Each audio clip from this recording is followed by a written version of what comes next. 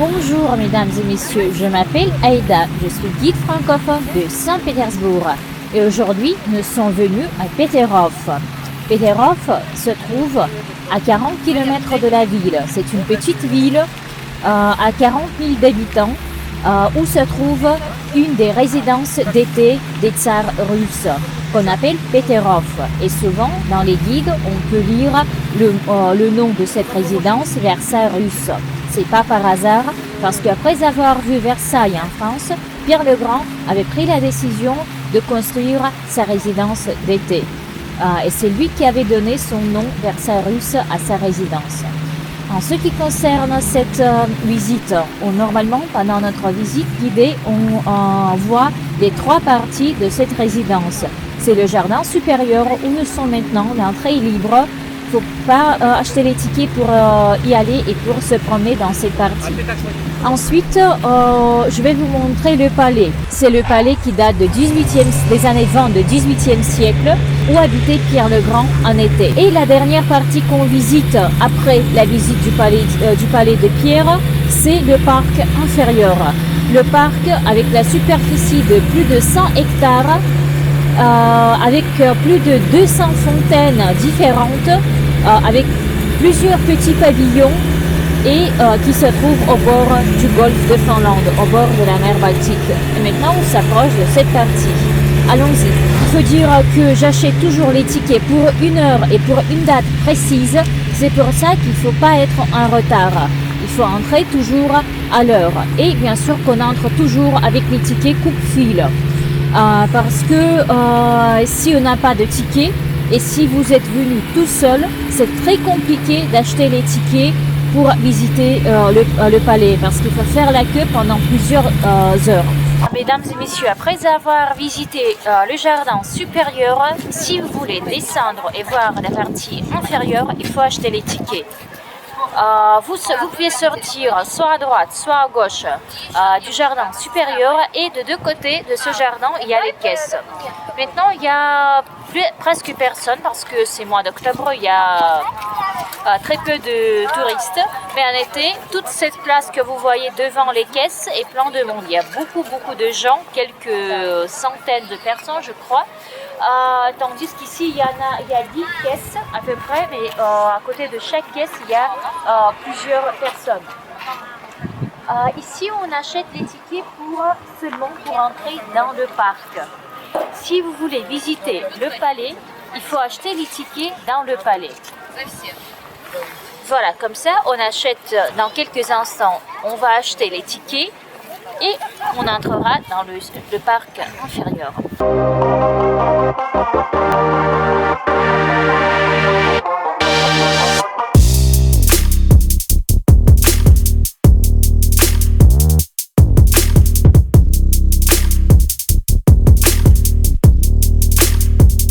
Mes chers amis, nous sommes dans le parc inférieur.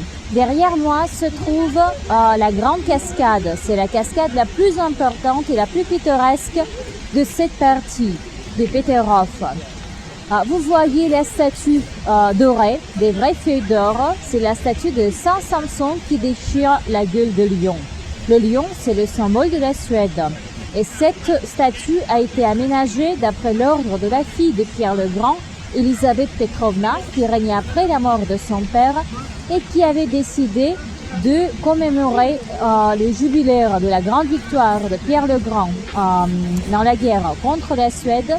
Et elle avait commandé ces statues de Saint Samson parce que le jour de la bataille, c'était le jour de Saint Samson. Et de la gueule de lion sort le plus haut jet d'eau du parc, c'est 21 mètres. Vous voyez un peu à droite le palais, c'est le grand palais de Pierre où il habitait en été. Il faut dire que Pierre le Grand adorait sa résidence, il appelait cette résidence le paradis terrestre. Mais malheureusement, il n'avait pas pu bien profiter de sa résidence parce que la résidence date de 1723 et Pierre le Grand est mort en 1725. Le grand palais de Pierre avait survécu le destin assez compliqué et assez tragique malheureusement parce que pendant la Seconde Guerre mondiale, le palais a été occupé par des nazis. Les nazis ont bombardé le jardin, le parc et le palais. Et comme ça, tout a été complètement rasé. À la fin de la Seconde Guerre mondiale, en 1945, on a retrouvé ici que des ruines, que des murs. Et tout ce que vous voyez maintenant, c'est le travail énorme des restaurateurs soviétiques qui ont reçu l'ordre de refaire tout à l'identique. Ils ont réussi, ils ont vraiment refait le palais à l'identique. Maintenant, le palais est ouvert au public. Vous avez vu qu'on a acheté les tickets pour entrer dans cette partie. Et avec ces tickets, on a le droit de visiter seulement le parc. Pour aller voir le palais, il faut faire la queue et entrer dans le palais et acheter les tickets dedans. Mes chers amis, nous sommes sur le pont. D'ici s'ouvre une vue pittoresque sur le palais qui se trouve derrière moi. Vous voyez ce canal qui divise la superficie du parc et la superficie du parc inférieure est plus de 100 hectares en deux parties. À l'époque de Pierre le Grand, ici, il n'y avait pas de pont.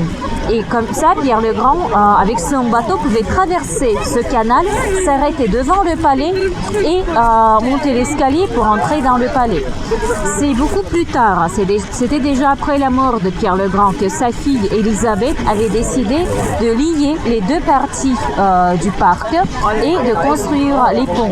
En plus, vous avez vu cette statue de Saint Samson qui a été ajoutée aussi à l'époque d'Élisabeth Petrovna.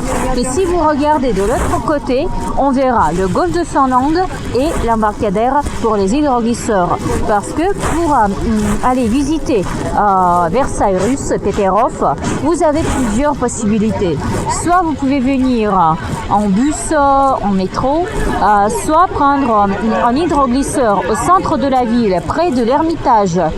Et après avoir passé 40 minutes dans ce hydroglisseur, vous serez ici, à Peterhof. Et à la sortie des hydroglisseurs, il y a aussi les caisses où vous pouvez acheter les tickets pour entrer dans le parc. Et voilà, maintenant, aujourd'hui, malheureusement, il ne fait pas très beau et il y a un peu de brouillard. C'est pour ça qu'on ne voit pas de mer, mais s'il fait beau, s'il y a du soleil, si le ciel est bleu, ce qui se passe pas très souvent ici, on voit bien l'embarcadère avec les hydroglisseurs et on voit bien la mer. Comme ça, les fontaines fonctionnent chaque jour ici à partir de 11h du matin jusqu'à 18h du soir et l'eau des fontaines sort dans le golfe de Finlande, dans la mer Baltique. La saison des fontaines commence au mois de mai. Chaque année, on organise une grande fête de l'ouverture des fontaines de Peterhof. Et au mois d'octobre, la saison des fontaines se termine. Il faut dire que la fête de la fin de la fermeture des fontaines avait eu lieu au début de mois d'octobre. Et le 13 octobre, c'est la fin officielle de la saison des fontaines. Mes chers amis, nous sommes toujours dans le parc inférieur de la résidence de Pierre. Et derrière moi se trouve son premier petit palais où il habitait pendant la construction de son grand palais de pierre. C'est le petit palais qu'on appelle Mon Plaisir. Cette partie du jardin est faite dans le style hollandais. Et cette petite maisonnette, on appelle la maisonnette hollandaise. Parce que c'est après avoir visité la Hollande que Pierre le Grand avait choisi ce style hollandais pour construire sa petite maisonnette où il habitait. Avec une vue pittoresque sur le golfe de Finlande, parce que derrière ce bâtiment se trouve la mer. Vous voyez ce petit jardin à côté. À gauche, on a la cuisine où les cuisiniers travaillaient et préparaient les plats pour Pierre le Grand et pour ses invités. Ensuite, on voit encore un bâtiment, c'est le petit bâtiment en briques rouges, c'est la salle de bain qui a été construite pour l'épouse d'Alexandre Ier. Ça date déjà du 19e siècle. Ce sont les thermes. Parce que l'épouse d'Alexandre Ier, elle est tombée malade et pour sa santé, les docteurs ont proposé de construire les thermes. Ensuite, vous voyez ici, il y a quelques arbres, ce sont les chênes. Et un de ces arbres, d'après la légende, a été planté par la grande Catherine après la naissance de son fils Paul Ier. Et de l'autre côté, je vais vous montrer une des fontaines du parc inférieur qui se trouve juste en face de cette petite maisonnette de Pierre le Grand. C'est la fontaine qu'on appelle la gerbe, qui symbolise la prospérité de la Russie.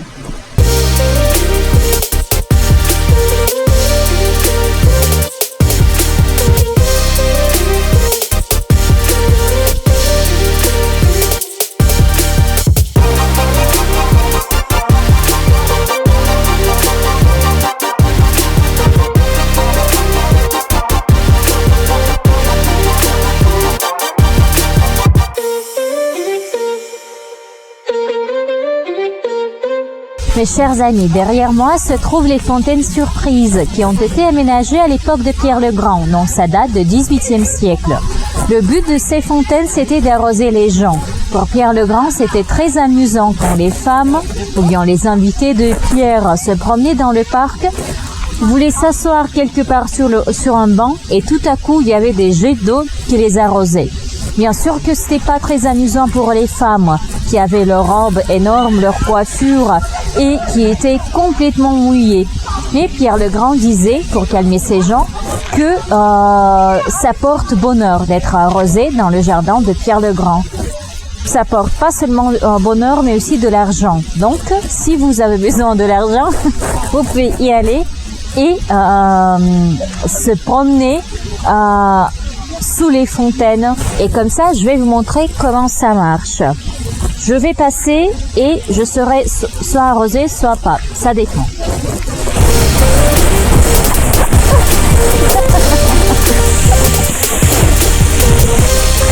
Mes chers amis, on continue notre petite promenade dans le parc inférieur. Nous avons déjà vu avec vous le palais de Montplaisir, le grand palais de Pierre le Grand. Et maintenant, on est à côté de l'Ermitage.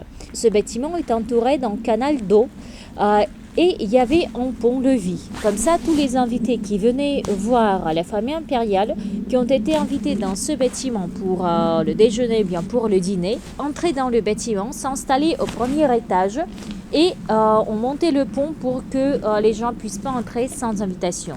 Comme ça, le mot ermitage, c'est le mot français. Ça veut dire l'endroit de l'isolement. Et vous voyez que le bâtiment, il est bien isolé. Dans ce bâtiment, au rez-de-chaussée, il y avait des serviteurs de la maison et les cuisiniers qui préparaient les plats et qui servaient les tables. Ensuite, cette table a été montée par les forces du personnel. Au XVIIIe siècle, il n'y avait pas d'électricité et la table a été montée, bien descendue par les mains du personnel. Et après la fin du déjeuner ou bien du dîner, on sonnait dans une petite sonnette et comme ça les serviteurs comprenaient bien qu'il fallait descendre la table. Comme ça, même les serviteurs, le personnel n'était pas au courant qui est entré dans ce bâtiment, de quoi ils ont parlé, parce que les serviteurs quittaient le palais les premiers et ensuite tous les invités sortaient du palais. Le petit ermitage a été complètement rasé pendant la Seconde Guerre mondiale et tout ce qu'on voit maintenant, c'est le résultat des travaux de restauration du XXe siècle. Et parmi toutes les constructions qu'on a dans ce parc, le palais de l'Ermitage a été ouvert le premier au public. Mes chers amis, on est devant un pavillon suivant qu'on appelle le palais de Marly. C'est après avoir vu le palais de Marly de Louis XIV en France, qu'on appelait Marly des Rois, Pierre le Grand avait pris la décision de faire une copie. Il avait invité l'architecte allemand Braunstein qui avait proposé son projet. Ce petit pavillon date des années 20 du XVIIIe siècle. L'architecte Braunstein avait proposé de construire une petite maisonnette en étage. Pierre le Grand avait changé ce projet et il avait rajouté encore un étage. À l'époque de Pierre le Grand, dans ce bâtiment, il y avait des chambres d'hôtes. Il y avait la cuisine, il y avait la salle à manger, les salles d'apparat, il y avait une petite bibliothèque. Au XIXe siècle aussi, les tsars russes, Nicolas Ier avec son épouse aimaient venir ici pour boire du thé, du café. Maintenant, dans ce petit bâtiment se trouve le musée commémoratif de Pierre le Grand. Et là-bas, on peut voir les objets qui appartenaient à Pierre le Grand, les vêtements, les objets personnels et beaucoup d'autres choses. Ce bâtiment a été complètement rasé, pareil, à l'époque de la Seconde Guerre mondiale. Et ce bâtiment a été ouvert au public en 1982. Et pour y aller, pour visiter tous ces pavillons qu'on a vous montré aujourd'hui, c'était Marly, c'était le pavillon de l'Ermitage et le pavillon qu'on appelle Mon Plaisir. Il faut acheter toujours les tickets à côté. À côté de chaque pavillon, vous verrez une petite kiosque de la couleur grise avec l'écriture caisse. Là-bas, vous achetez les tickets et vous pouvez entrer pour visiter ces pavillons.